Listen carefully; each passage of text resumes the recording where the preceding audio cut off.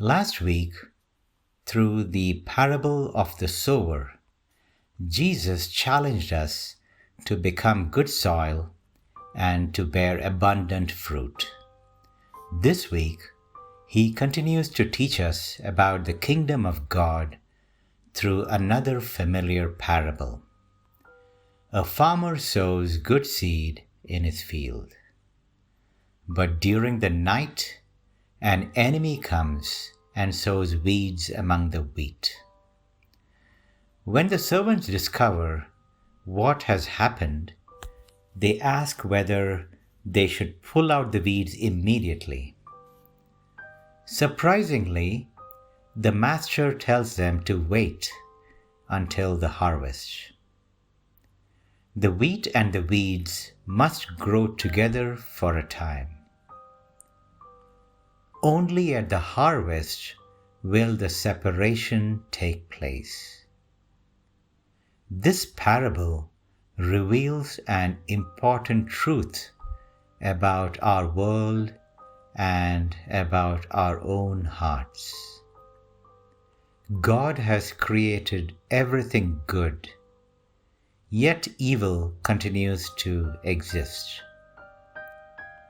The struggle between good and evil is not only something we see in society, it is also something we experience within ourselves.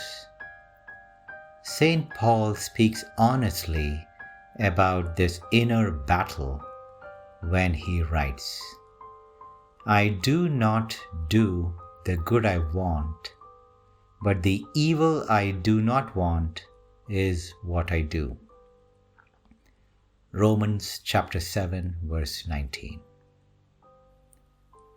If a great saint like Paul experienced such a struggle, then we should not be surprised when we face it ourselves. We all know what it means to want to be patient and yet become angry, to desire holiness and yet fall into temptation, to wish to forgive and yet cling to resentment. Paul discovered that victory does not come from human strength alone.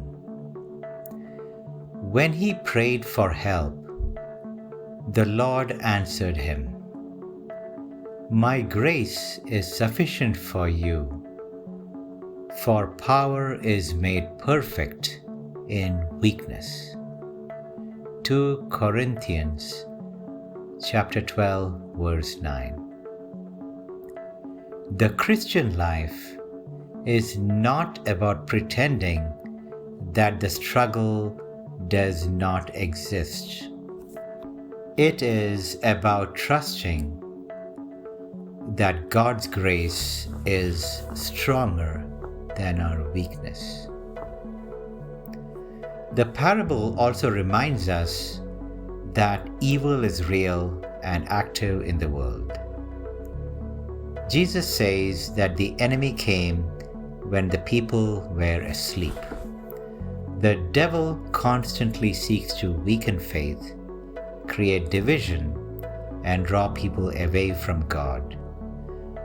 The Bible repeatedly teaches us to place our confidence in God rather than in our own strength.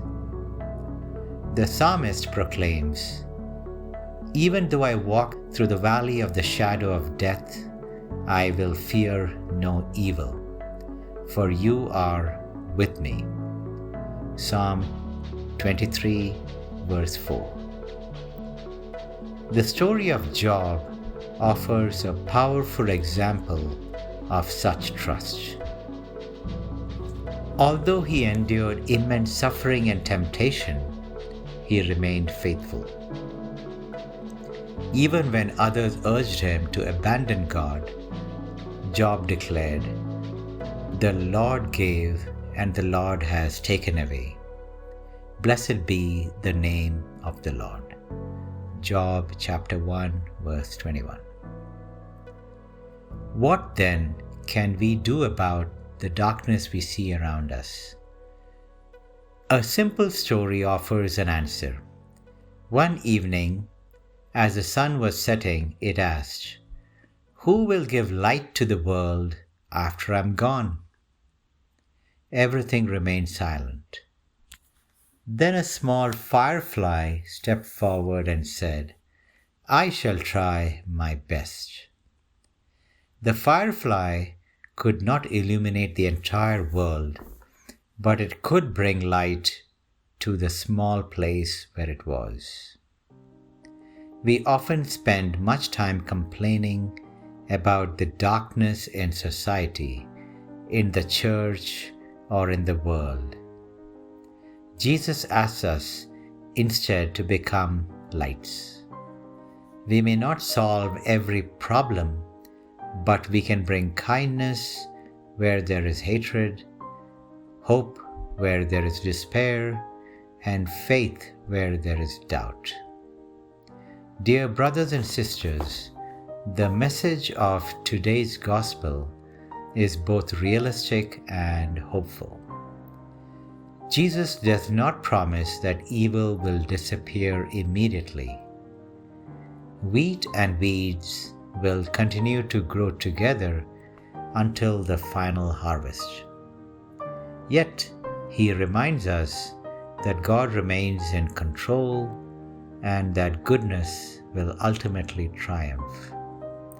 Instead of focusing on the weeds, let us concentrate on becoming good wheat.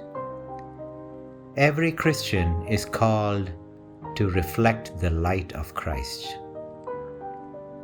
Today, let us answer the Lord with the simple words of the firefly, "I shall try my best."